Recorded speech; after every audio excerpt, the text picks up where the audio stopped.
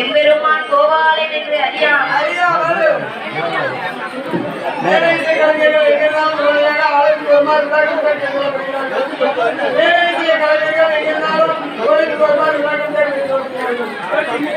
அப்போ ஆண்டவராகிய சிவபெருமான் உலோகம் தன்னதிலே இரண்டும் கிடைக்காமல் எம்பெருமான் என்று அறியாமல் மாய கண்ணனிடம் வந்து இறந்து மாய கண்ணனும் மூன்று உருண்டையாகவே உருண்டை உருட்டினார். அதில் ஆண்டவன் சிவபெருமான் இருக்கக்கூடிய பிரம்மனுடைய சிரசின் திருவோடானது இரண்டு உருண்டையை போட்டார்.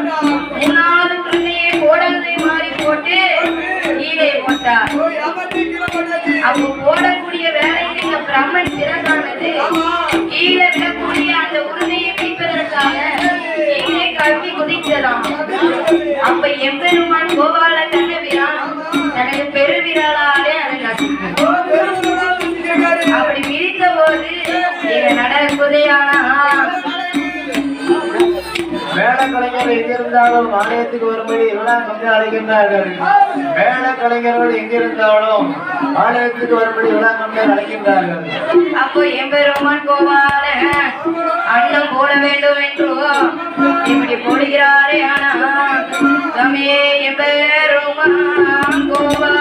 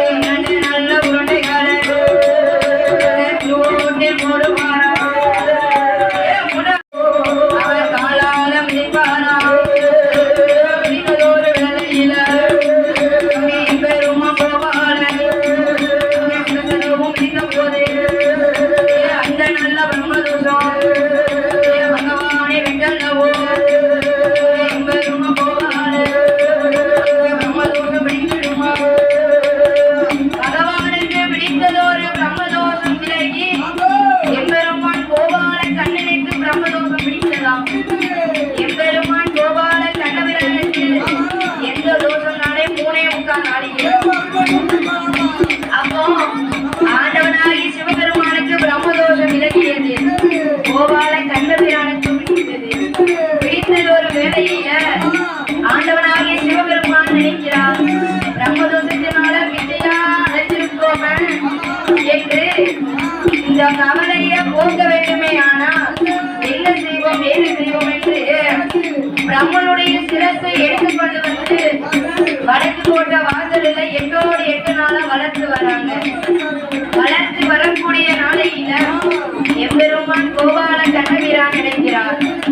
அதாவது ஆண்டவன் சிவபெருமான் 8 நாளாக பார்வதியை பிரிந்து இருந்தார் இல்லையா, இதை தீர்க்க வேண்டும் என்று என்ன செய்கிறார், பிரம்ம பீடம் போட வேண்டும் என்று பார்வதிக்கு கல்யாணம் முடிக்க வேண்டுமே. ஆனால் தோழி பெண்கள் கொடுக்க வேண்டும் என்று வடக்கு போட்ட வாசலில பிரம்ம பீடம் போட வேண்டும் என்று என்ன செய்கிறாரே. ஆனால் வடக்கு போட்ட வாசலில வடக்கு போட்ட வாசலில